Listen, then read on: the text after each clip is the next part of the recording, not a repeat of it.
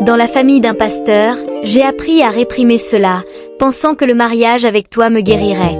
Mais je ne peux pas l'ignorer. Je suis désolée. Le silence pesant qui s'ensuivit était assourdissant. La douleur de sa confession dansait au creux de ma poitrine. Chaque rêve que j'avais nourri précédemment se heurtait à une réalité troublante. Pourquoi ne m'avait-il rien dit plus tôt? Pourquoi m'avoir laissé croire que nous avions un avenir, alors qu'il portait ce secret lourd? Pourquoi m'as-tu trahi ainsi, Damilola? Demandai-je, ma voix tremblante. Il secoua la tête, larmes aux yeux, avant de murmurer. Parce que je voulais être normal.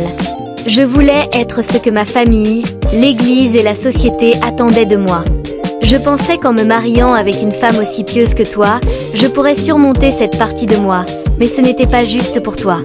La douleur au fond de moi grandissait, et les larmes coulaient librement. Tout à quoi j'avais cru, tout le rêve de mariage parfait semblait s'effondrer devant ma douleur. Je lui demandai, la voix brisée. Que devrais-je faire maintenant? Je ne sais pas, murmura-t-il. Je suis perdu, mais sache que je t'apprécie vraiment. Tu es incroyable, et si tu veux partir, je comprendrai. Je l'observai, le cœur brisé. Mon mariage, tout ce qui en était devenu, n'était qu'une illusion. En pleurant, je me retournai vers Dieu cette nuit-là, cherchant à apaiser ma douleur, à trouver des réponses dans un monde où tout semblait si déroutant. Les jours qui suivirent furent parmi les plus sombres de ma vie. J'avais bâti ma vision de l'avenir sur des illusions. Aujourd'hui, je devais affronter une vérité douloureuse cachée non seulement par Damilola, mais aussi par moi-même. Peut-être, au fond de moi, j'avais senti quelque chose ne tournait pas rond, sans jamais vouloir le reconnaître. Je me retrouvais seule, dans une maison ornée de symboles d'un mariage qui n'avait jamais vraiment existé, la douleur écrasante d'un secret. Mes amis et ma famille pensaient que j'étais la femme la plus heureuse, mariée à un homme pieux. Mais la réalité, froide et cruelle, frappait sans cesse à ma porte. Damilola n'était pas un homme cruel, juste quelqu'un luttant avec la vérité de son existence. De mon côté, je me débattais face à cette nouvelle réalité que je ne savais pas comment appréhender. Je savais que j'avais besoin de soutien, mais à qui pouvais-je me confier? Un après-midi, accablée par mes émotions, je contactai ma meilleure amie, Fatou. Elle et moi avions traversé beaucoup de choses ensemble.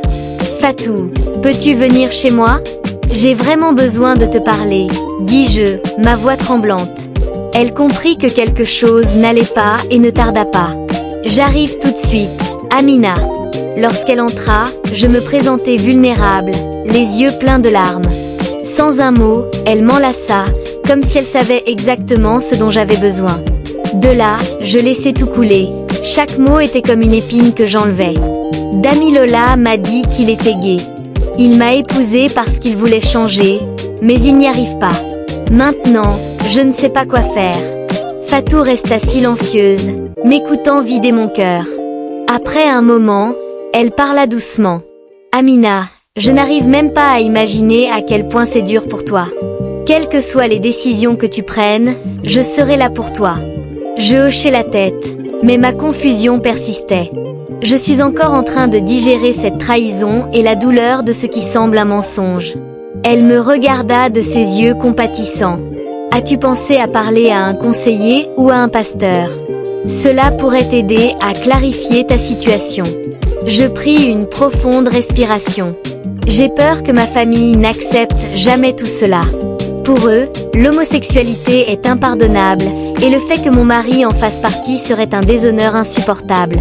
Tu ne peux pas porter ce fardeau seul, murmura-t-elle. Je savais qu'elle avait raison.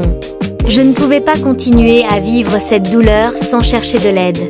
Les semaines suivantes furent des montagnes russes émotionnelles.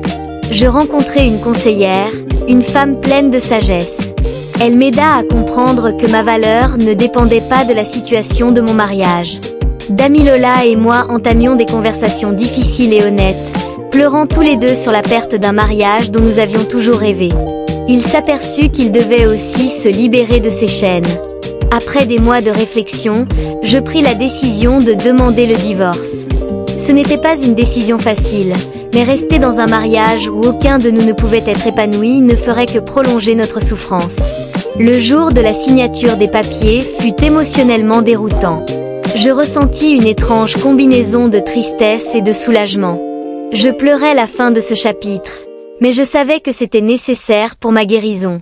Tout en avançant, je me retrouvais dans une période de profond changement et d'introspection. La solitude, au début effrayante, devint une occasion de me redécouvrir. Me conformant à tant de normes, j'avais perdu mon essence en chemin. C'était l'occasion de repartir à zéro. Je m'investis dans ma carrière, renforçant mon indépendance et découvrant une fierté que je n'avais jamais pleinement embrassée. Mais surtout, j'appris à prendre soin de moi. Il me fallut du temps pour guérir, pour faire la paix avec mon passé. Les cicatrices laissées par mon mariage ne disparaîtraient pas instantanément, mais avec le soutien de Fatou, je commençais à retrouver confiance en moi. Je réalisais que je ne devais pas m'accuser. Quelques années plus tard, l'amour réapparut, mais différemment. J'avais appris à être ouverte à quelqu'un qui me comprenait réellement. C'est ainsi que je rencontrai Kevin. Dès notre première rencontre, je ressentis une connexion différente, authentique. Kevin ne cherchait pas à se conformer, il m'acceptait totalement. Après 2 ans, il me demanda en mariage dans un moment simple et sincère. J'avais appris à guérir, à me retrouver et à aimer à nouveau, en toute connaissance de cause. Ce mariage, je ne le voyais pas comme une ultime tentative de réparation, mais comme une nouvelle aventure fondée sur des bases solides. Aujourd'hui, je vis en paix. Mon histoire avec Damilola fait toujours partie de ma vie, mais elle ne me définit plus. J'ai compris que la vie est remplie de rebondissements inattendus, et même dans les épreuves les plus sombres, il y a une possibilité de renaissance. Mon mariage avec Kevin n'est pas parfait, mais il est réel, honnête. J'ai appris que la résilience et l'authenticité sont essentielles pour surmonter les défis.